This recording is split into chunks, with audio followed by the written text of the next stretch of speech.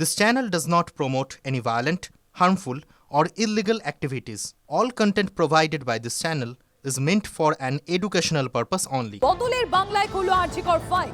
তিলোত্তমা মামলায় নজরে মমতা বন্দ্যোপাধ্যায় সহ তৎকালীন একাধিক মন্ত্রীর ভূমিকা। সাসপেন্ড বিনীত গোয়েল, ইন্দিরা মুখোপাধ্যায়, অভিষেক গুপ্তা।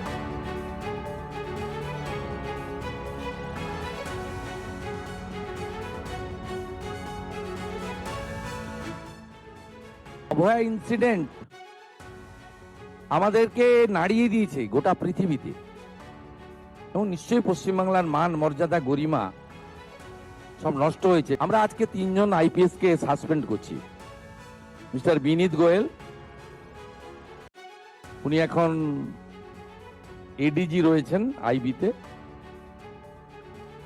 আর আরো 2 জন আইপিএস, শ্রীমতী ইন্দিরা মুখার্জি এবং শ্রী অভিষেক গুপ্তা। এই 3 জনকে আমরা আজকে সাসপেন্ড করলাম, এবং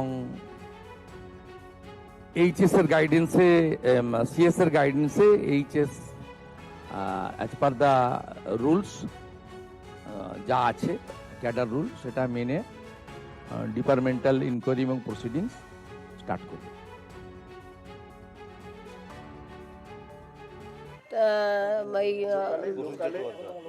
প্রসূন চট্টোপাধ্যায়, তারপর দেবাশিস সোম, এরা সবাই মানে সাসপেক্টেড লিস্টে রয়েছে। ওই রাতে তো অনেকেই ছিল, সেই সময় তো সেই রাতে যারা আমার মেয়ের সঙ্গে খাবার খেয়েছিল তারা এখনো সামনে আসেনি তো? না, সামনে আসেনি। কি বলবেন? তাদের মুখ্যমন্ত্রী আড়াল করে রেখেছেন, মানে আমাদের মমতা ব্যানার্জি। আচ্ছা, তো তাদের সামনে আনতে বলবেন না?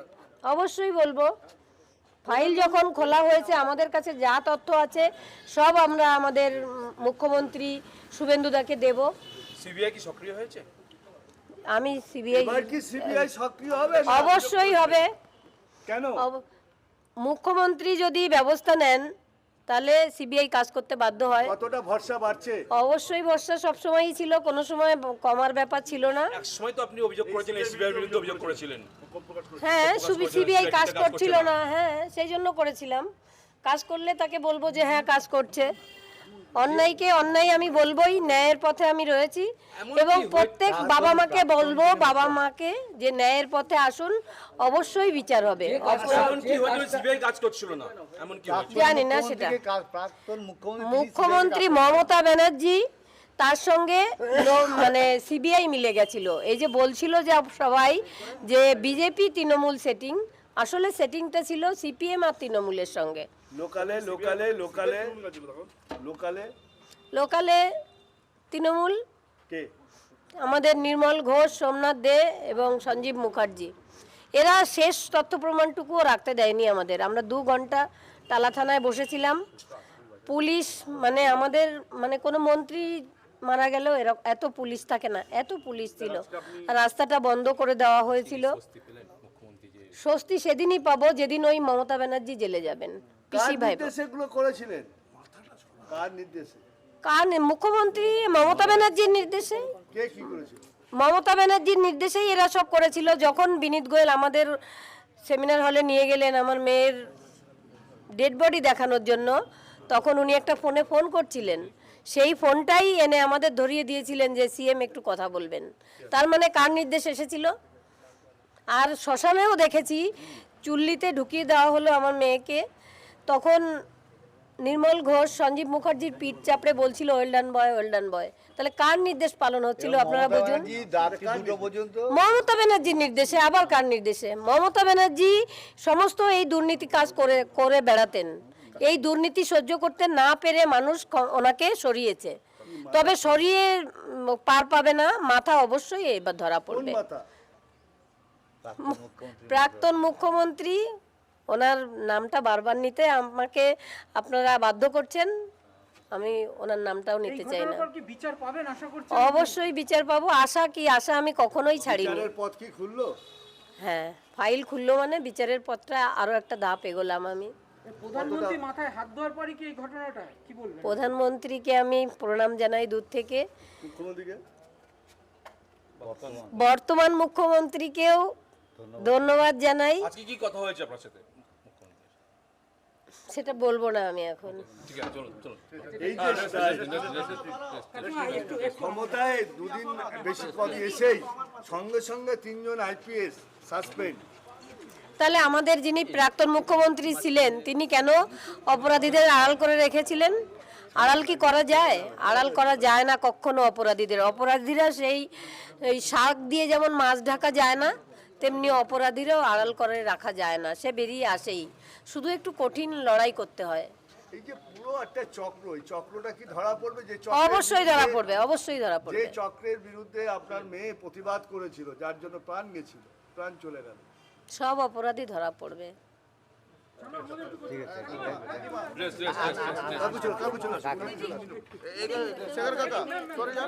আপনারা শুনলেন তিলোত্তমার মা, তিনি তার অভিযোগ সরাসরি তৎকালীন মুখ্যমন্ত্রী মমতা বন্দ্যোপাধ্যায়ের বিরুদ্ধে।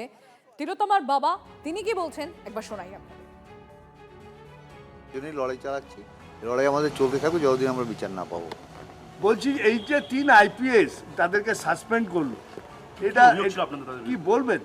এটা তো প্রথম থেকেই বিনীত গোয়েল তো প্রেজেন্ট থেকে আমাদের ওই সেমিনার রুমে ঢুকতে দেয়নি। বিনীত গোয়েলের একটা ফোন বাড়ি দিয়েছে, মুখ্যমন্ত্রীর সঙ্গে কথা বলুন। মুখ্যমন্ত্রীর সঙ্গে কথা না বলা পর্যন্ত আমাদের মেয়ের মুখটাও দেখতে দেওয়া হয়নি। 3.5 ঘন্টা আমাদের আটকে রাখা হয়েছে। অমানবিক নির্যাতন এই বিনীত গোয়েলের নেতৃত্বে ঘটেছিল, এই জন্য বিনীত গোয়েল শাস্তি পেয়েছে। শুভেন্দু অধিকারী আপনার বাড়িতে এসে কথা, এই যে অভিষেক গুপ্তা, তাকেও যে কি করেছিল অভিষেক গুপ্তা? রাত্রিবেলা যখন আমার মেয়ের দেহ আমাদের উপরে নিয়ে গিয়ে শোয়ানো হয়েছিল, তখন আমাকে ঘরের একটা সাইডে নিয়ে গিয়ে একটা কোণার মধ্যে নিয়ে গিয়ে টাকা দেওয়ার চেষ্টা করছিল। কত টাকা? একটা বান্ডিল, একটা বেশ মোটা সোটা একটা বান্ডিল, কত টাকা জানি না, টাকা দেওয়া অভিষেক গুপ্তা দেওয়ার চেষ্টা করছিল। তখন আমি বলেছিলাম আপনার যে আইপিএস লোগোটা লাগাতে যে পরিশ্রম করেছেন তার থেকে অনেক বেশি পরিশ্রম করে আমার মেয়েটা এখানে এসেছিল, মেয়েটাকে অপমান করবেন না। উনি চলে গেছিলেন, কিন্তু আমাদের লোকাল যারা চেয়ারম্যান, এমএলএ এবং আমার প্রতিবেশী সঞ্জীব মুখার্জি তারা কিন্তু যায়নি, বরং উল্টে ঝামেলা করে আমার মেয়ের দেহ যত দ্রুত সম্ভব, একটা ঝামেলা বাঁধালে তো নেওয়া সম্ভব, একটা প্ল্যান করে ওরা এখানে ঝামেলা বাঁধে আমার মেয়ের দেহ নিয়ে শ্মশানঘাটে চলে গেছিলো। শ্মশানঘাটে গিয়ে দেখি আমাদের কোনো কাজ করতে হয়নি, একদম শ্মশান যেখানে চুল্লির দরজার সামনে নিয়ে শোয়ানো ছিল আমার মেয়ে, যেখানে সাধারণ লোককে ঢুকতে দেওয়া হয় না, ওরকম জায়গায় নিয়ে গিয়ে যত দ্রুত দাহ করার তাই করেছিল। সেদিনের দিনের আজকের এই মুহূর্ত কতটা স্বস্তি হচ্ছে? স্বস্তিটা যে স্বস্তি, শুনুন ব্যাপারটা যে যদি বিচারটা আসে, পশ্চিমবঙ্গে যে অপরাধের প্রবণতা চলে সেই অপরাধের প্রবণতা অবশ্যই কমবে। প্রথম ধাপ যে হলো যে খাতা খুললো, এতে তো মনে হয় এবার হ্যাঁ, পর খাতা খুলতে থাকবে। এখন কিসের খাতা? উইকেট পড়বে একটা একটা অপরাধীদের এক একটা করে হেফাজতে, এরপর তো সিবিআই এদের হেফাজতে নিয়ে জিজ্ঞাসাবাদ করবে, আবেদন ভয় পাবে এরপরে? অবশ্যই পাবে। বিচার হলে, কোনো অপরাধের বিচার হলে অবশ্যই একজন অপরাধী অপরাধ করতে গেলে সে দুবার ভাবে। মুখ্যমন্ত্রী কথা দিয়েছিল, কথা রাখবে, অবশ্যই রাখবেন, সেটা তো রাখবেনই, সেটা তো প্রথম দিন থেকে উনি বলে এসছেন, অপরাধীর কথা রাখবেন।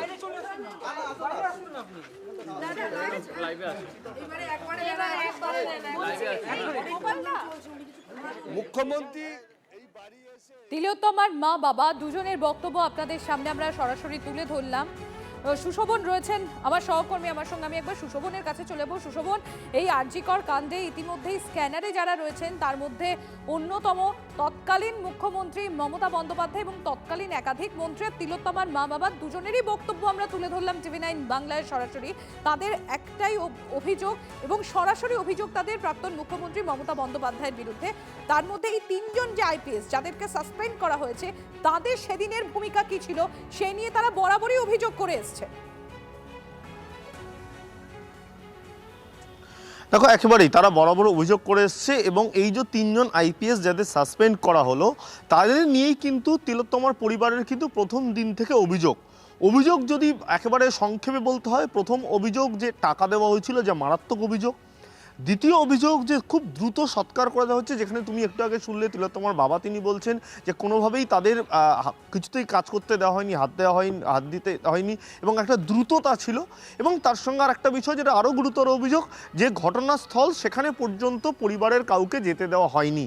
অর্থাৎ এই তিনটে অভিযোগকে মূলত সামনে রেখেই কিন্তু তিলোত্তমার পরিবার প্রথম দিন থেকে আজ পর্যন্ত তারা কিন্তু এই অভিযোগ করে আসছে, যেই অভিযোগের কিন্তু প্রথমে একেবারে বলা হয় আইপিএস অভিষেক গুপ্তাকে, পরবর্তীকালে ইন্দিরা মুখার্জি তিনি বিভিন্ন সময় যখন সাংবাদিক সম্মেলন করেন লালবাজারে বসে, তখন বিভিন্ন কথার মাধ্যমে কিন্তু তার পরিবারের তরফ থেকে বলে দেওয়া হয় যে এই কথাগুলো পুরোপুরি মিথ্যা বলা হচ্ছে, এই কথা সত্যতা নেই।